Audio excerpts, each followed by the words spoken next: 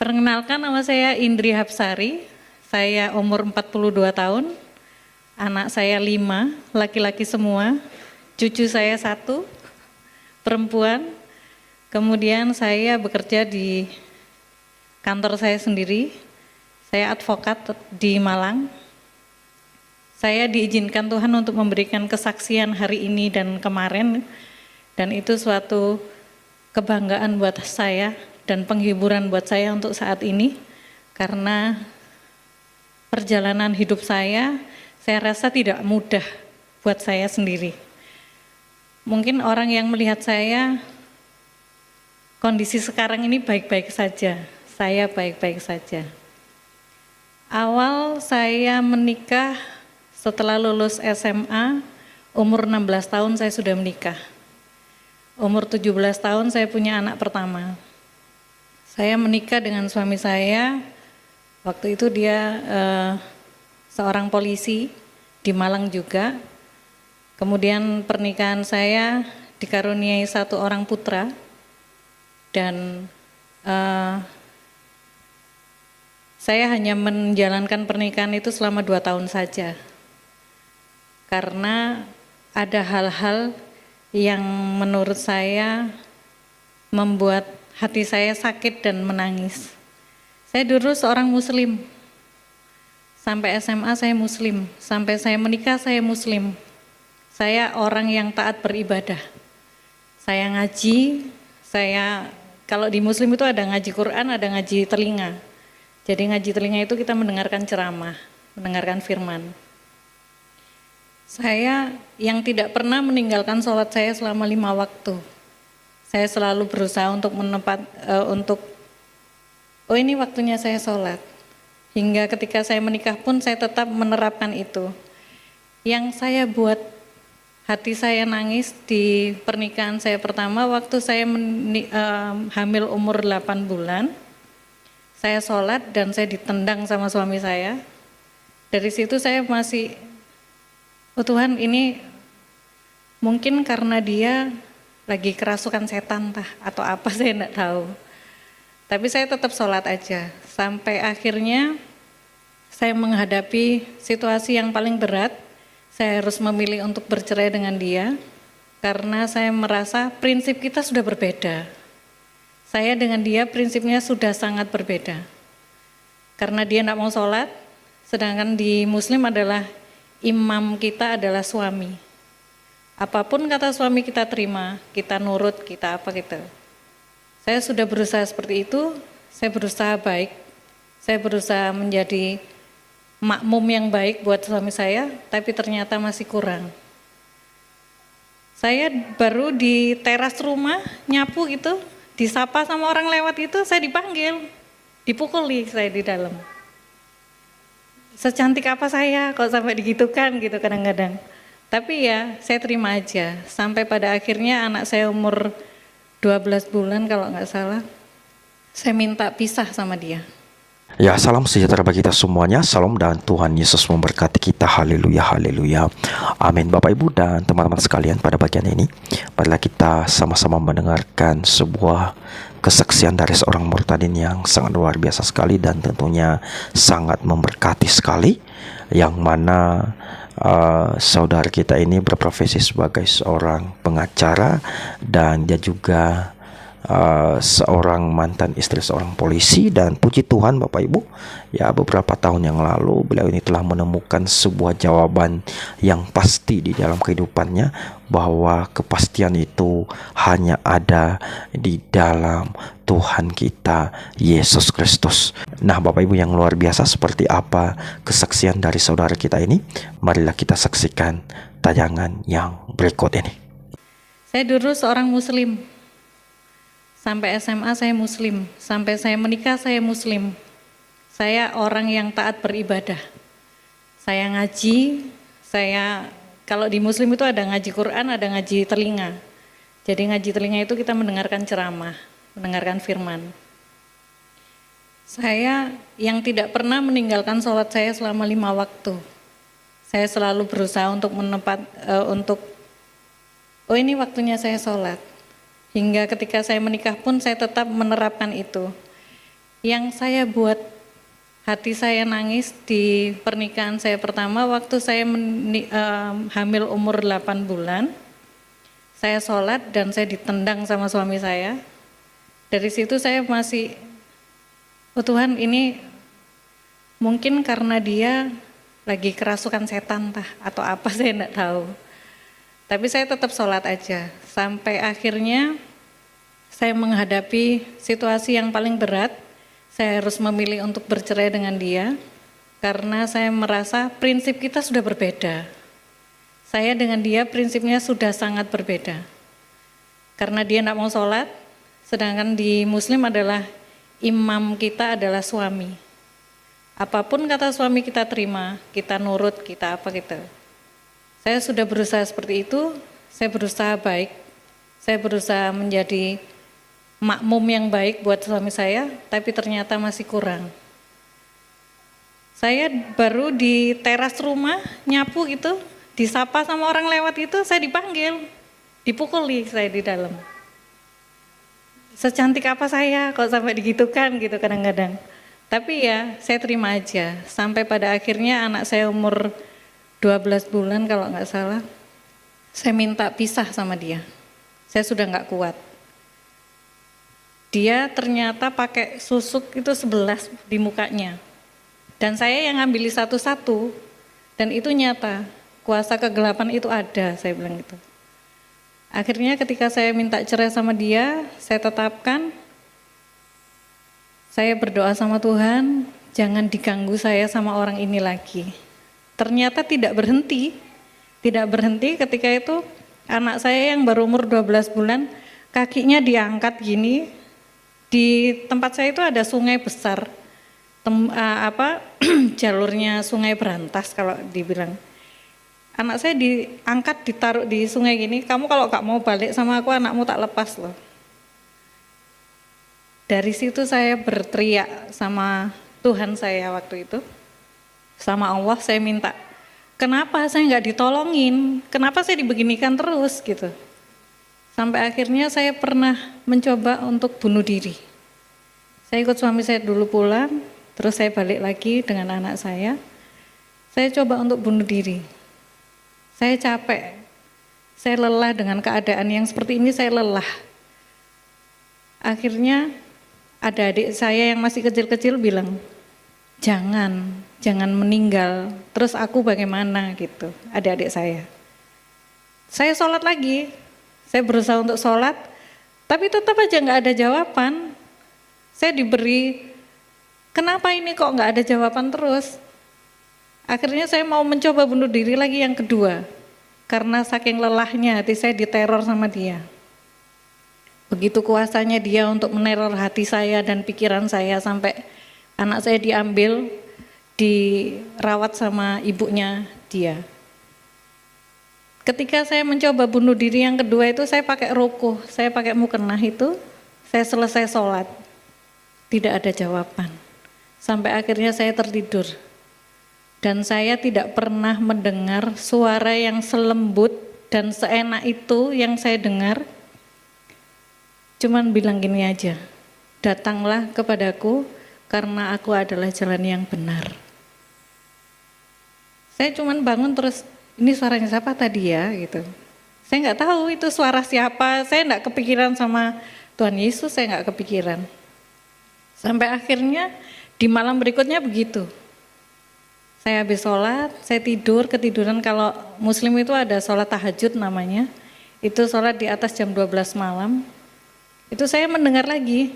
Dan sampai akhirnya yang ketiga saya mendengar hal yang sama. Di hari Minggu pagi, saya lari ke gereja mana aja yang buka pasti saya datangi. Ternyata saya dituntun Tuhan untuk masuk ke gereja GPIB Immanuel di Malang. Saya datang, saya hanya bisa nemui gembala saja. Saya bilang, saya mau ikuti Yesus. Saya mau ikuti Yesus.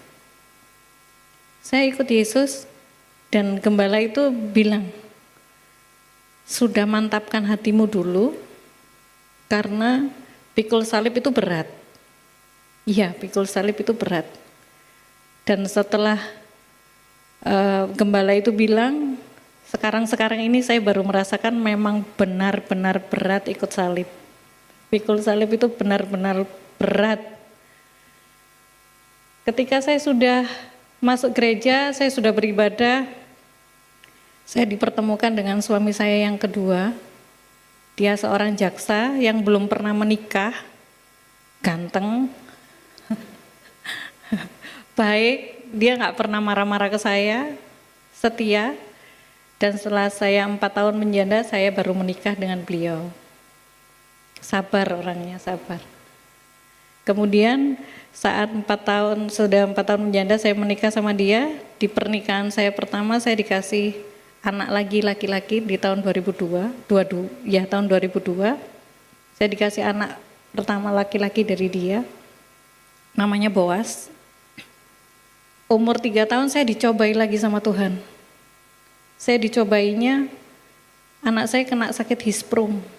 Hisprung itu adalah penyakit bawaan dari lahir, yang anak itu enggak punya rasa untuk mules, kebelet pup itu enggak ada.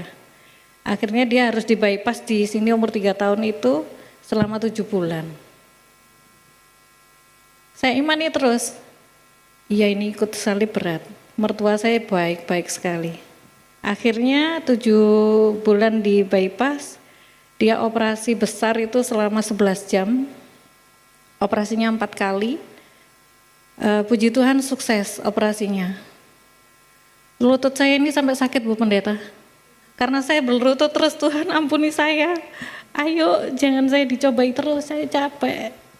Dari awal saya udah bilang saya capek. Tapi Tuhan tidak berhenti. Cuman saya dikasih kelegaan ketika anak saya operasi keempat itu dia umur 4 tahun. Saya dikasih kelegaan dari 7 orang yang bareng operasi anak saya, hanya anak saya yang berhasil. Puji Tuhan. Kalau dokternya ketemu Boas sekarang itu mesti dipeluk sama bilang, kamu anak hebat gitu. Puji Tuhan, saya senang sekali dan saya berterima kasih sama Tuhan. Kemudian di tahun 2007 saya diberikan anak lagi laki-laki namanya Jonathan. Terus 2008 saya dikasih anak namanya Samuel. Kemudian di tahun 2014 saya dikasihkan anak lagi namanya Aldrich. Dan anak itu paling lucu, paling ganteng, paling menghibur sekali, dan kami semua sayang sama dia. Di bulan Februari dia lahir sehat, tanpa kurang sakit apapun, ceria, menghibur kami. Di tahun 2014 juga bulan November, Aldrich diambil sama Tuhan dengan kondisi yang baik-baik saja. Saya bilang, hari itu saya bilang Tuhan jahat. Tuhan sangat jahat sama saya. Saya masih netei Aldrich. Saya masih mau menyusui dia. Ketika ibu-ibu menyusui kadang-kadang kan merasa kalau anak ini haus itu kita merasa sakit. Saya tidur di makam. Saya berharap anak saya bangun dan teriak-teriak minta bukain peti. Saya tidur di makam selama 1 bulan, saya enggak mau pulang. Kalau saya dibilang, kamu gila? Iya, saya gila. Kasih aku makam di sebelahnya anakku, nanti kalau aku mati aku tidur di situ aja gitu. Jangan ditaruh di mana-mana. Akhirnya sama Tuhan, saya disadarkan oleh anak-anak saya yang lainnya. Boas datang ke saya. Ma, kalau mama kayak gini terus aku sama adik-adik bagaimana? Dia waktu itu masih kelas 3 SD. Saya bangun lihat anak-anak saya datang ke gereja, saya minta ampun. Dan saya baru merasakan bahwa Tuhan itu pencemburu dan dinyatakan saat itu. Karena ketika kita mau beribadah, Aldrich tidur, selalu bilang, nanti aja Ma, Aldrich masih tidur. Ya nanti aja. Kalau anak saya namanya Aldrik itu tidur, kakaknya rame itu, saya marahi anak-anak saya. Pokoknya saya mengistimewakan dia lebih dari anak-anak saya, dan Tuhan memang menyatakan, aku cemburu ke kamu dan aku marah ke kamu karena apa yang aku kasih ke kamu tidak kamu pelihara dengan baik gara-gara anak ini. Anak saya sakitnya itu enggak ada. Jadi cuman habis bercanda, tersedak, gagal nafas, saya bawa ke rumah sakit. Cuman 2 jam dia diinfus enggak bisa masuk, dia melepaskan tangan saya. Marah saya di situ, itu yang terjadi. Kemudian saya diberi penghiburan sama suami saya, ayo pindah rumah aja biar nggak keinget-inget Aldrik. Saya pindah rumah. Tahun 2014 Desember saya pindah rumah. Suami saya lagi Natalan sama saudaranya, saya pindah rumah sendiri. Saya nggak mau ikut, saya nggak mau ketemu orang, saya nggak mau. Saya nggak mau dibilangi sabar ya Andri, sabar. Karena saya tahu saya itu orangnya gak mau dikasihani. Akhirnya di tahun 2015 saya diberi mujizat lagi. Saya hamil tapi luar kandungan. Dokter saya tahu kalau saya ini orang paling buandel. Yang pasien yang gak pernah bisa dibilang itu saya.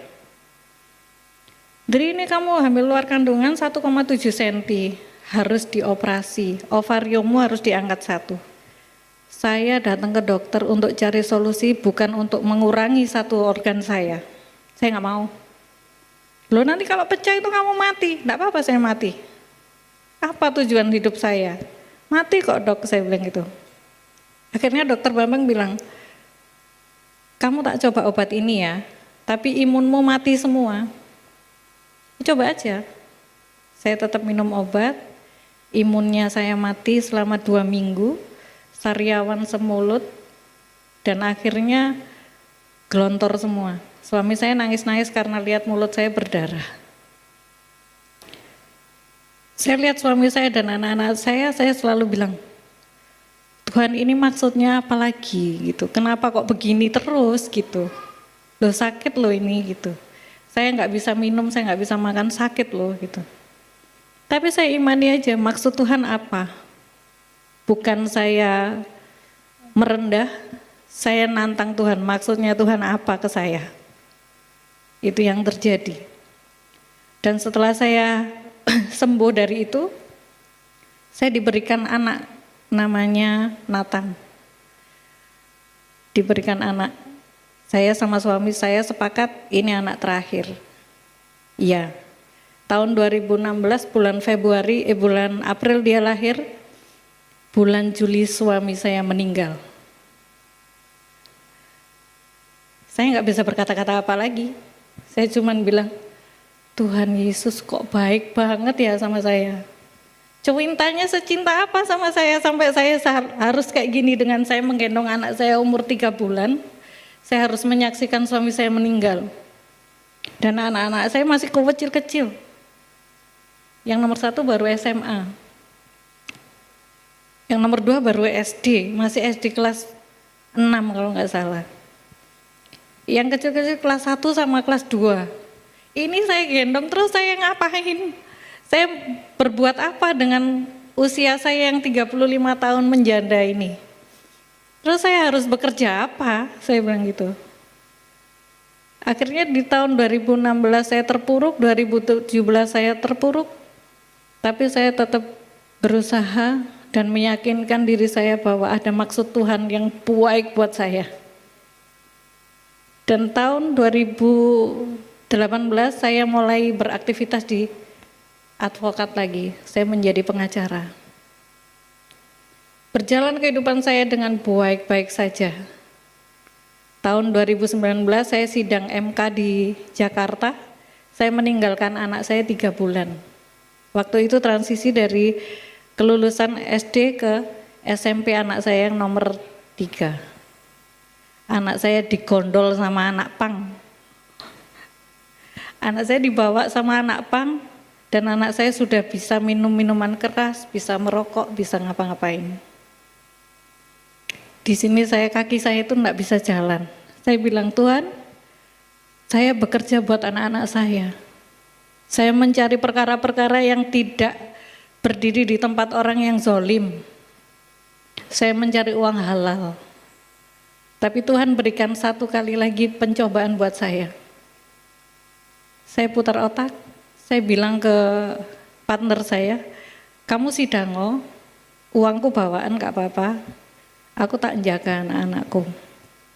Akhirnya saya jaga anak saya selama 1 bulan, namanya Jonathan itu. Ayo kita saya enggak pernah marah, saya enggak bisa marah orangnya. Saya cuma bilang, Mama di rumah jagain kalian semua, kita lihat perekonomian kita bagaimana. Akhirnya yang dari kita suka makan ayam, turun ke tempe, turun terus. Akhirnya anak saya minta ampun, Ma, kalau Mama gak kerja kita ya apa, Ma, mosok jalan kaki sekolah, mosok. Ya aku nuruti kalian, kalau aku di rumah ya gini, kalau Mama di rumah ya kondisinya seperti ini. Ya ayo, adik jadi minum susu 1 saset sehari, padahal 1 kilo adiknya kadang-kadang 1 minggu.